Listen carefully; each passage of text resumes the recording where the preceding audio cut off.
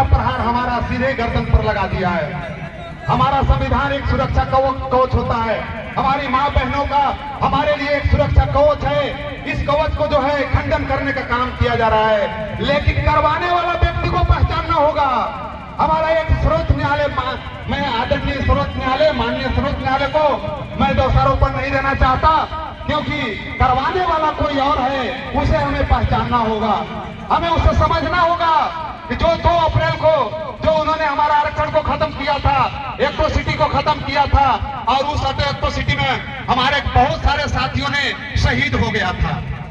21 साथियों ने शहीद हुआ था, और उसी का देखते हुए उन्होंने क्या किया, पैतरा बदल दिया।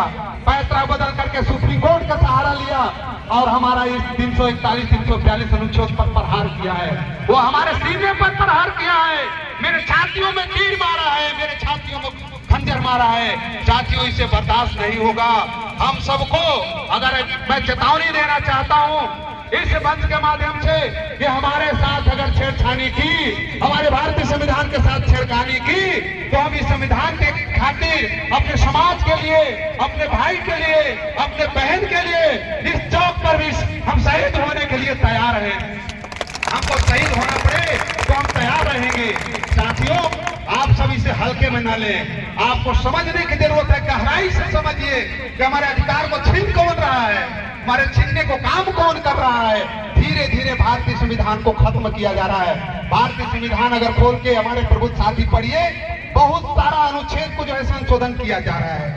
जब तक कि अभी भारतीय संविधान पूर्ण रूप से हम लोगों को लागू भी नहीं हुई है, आदिवासी का आरक्षण अभी पूर्ण रूप से कोटा पूर्ण भी नहीं हुआ है, हमारे एसी का कोटा पूर्ण भी नहीं हुआ है। 2019 की जनगणना के आधार पर एसी का जो आरक्षण है 9.5% ही मिला है। पूरे देश में 15% का आरक्षण हमारा है, और अभी तक 9%, 9.5% पर है। फिर भी कहता है सुप्रीम कोर्ट कि आपको क्रीमी लेयर में डालेंगे, आपको जाति जाति में बांटेंगे, आपके भाई भाई में बांटेंगे, आपके आपस में लड़ाएंगे। इस प्रकार से हमारा खंडन करने का काम किया जा रहा है। मैं कहना चाहता हूँ, आप संविधान संशोधन करो, इस संविधान की जो चीज करना है करो, मनमानी कर लो, लेकिन जो बाबा साहब ने संविधान दिया है पहले उसको पूर्ण रूप से हमारे ऊपर लागू करो, इसके बाद संविधान के साथ छेड़छाड़ करो। साथियों, आप सब समझते होंगे कि संविधान कोई बहुत छोटा चीज है, यही सुरक्षा कवच है। आप इस भीड़ में अगर कोई भी कुछ होता है तो कोई दौड़ेगा नहीं, पीछे कोई नहीं दौड़ेगा, आपके साथ संविधान दौड़ेगा। आपके पास संविधान है तो सुरक्षा है, जिस दिन संविधान नहीं है उस दिन हमारी सुरक्षा खत्म। कोई नहीं सुनने वाला है, ना हमारा कोई पुलिस प्रशासन सुनेगी। आज भी स्थिति है, हमारे लोग जब थाने में जाते हैं तो हमारा तुरंत FIR तक नहीं होती है। FIR क्यों नहीं होता है? बुलाया जाता है कि कल आइएगा। अभी का ही घटना है, 2 दिन पहले की इस वार्ड नगर का ही घटना है। हमारे पास फोन आया कि सर FIR नहीं हुआ। क्यों नहीं होता है? होगा। इसलिए मैं जिनके माध्यम से जो लोग हमारा FIR नहीं लिख रहे हैं, नियम कानून सिखा रहे हैं, हमें भारतीय संविधान पढ़ने की जरूरत है। कुछ IPC और CRPC की धाराओं को भी पढ़ने की आवश्यकता है। 24 घंटे के अंदर में हमारे साथ जो अन्याय करेगा 24 घंटे के अंदर में भी FIR होगा।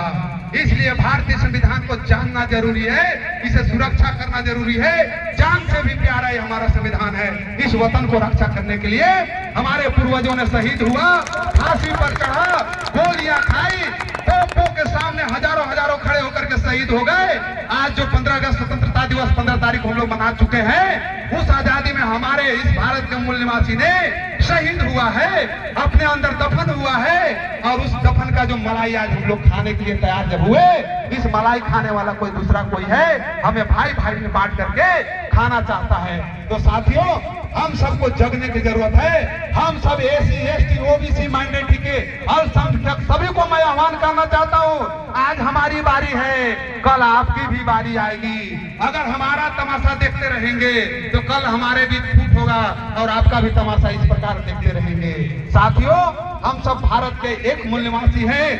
हमारे भारत देश ने इस संविधान में एक साथ पिरोया है, जाति भेद मिटा करके अस्पृश्यता को खत्म किया है। इस अस्पृश्यता को आप अनुच्छेद 15 में पढ़िएगा कि जातिवाद को खत्म किया गया है कि हम भारत के लोग, अभी हम लोग प्रस्तावना पढ़े, हम भारत लोग भारत को एक संपूर्ण प्रभुत्व प्रभुत्व संपन्न समाजवादी का अर्थ समझिएगा, पूरा संविधान में इसका उल्लेख किया गया है। तो साथियों, समय बहुत कम है, मेरे बातों को आप लोगों ने बहुत ही धैर्य पूर्वक सुना है।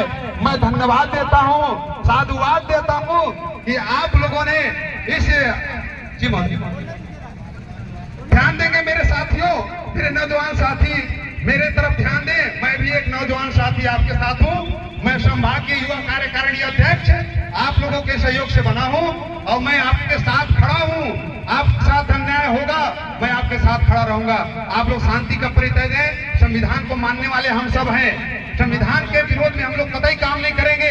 प्रेम से इस मंच के माध्यम से इस जगह को हम लोग सम्मान देंगे और हम सब इसका विरोध प्रदर्शन कर रहे हैं। पूरा भारत देश देख रहा है। तो साथियों, मैं कहता हूं कि जुल्म के आगे दुश्मन भी झुक जाएगा, जुल्म के आगे दुश्मन भी झुक जाएगा और रहोगे एकता के साथ तो इंसान क्या चीज है, आसमान भी झुक जाएगा, आसमान भी झुक जाएगा।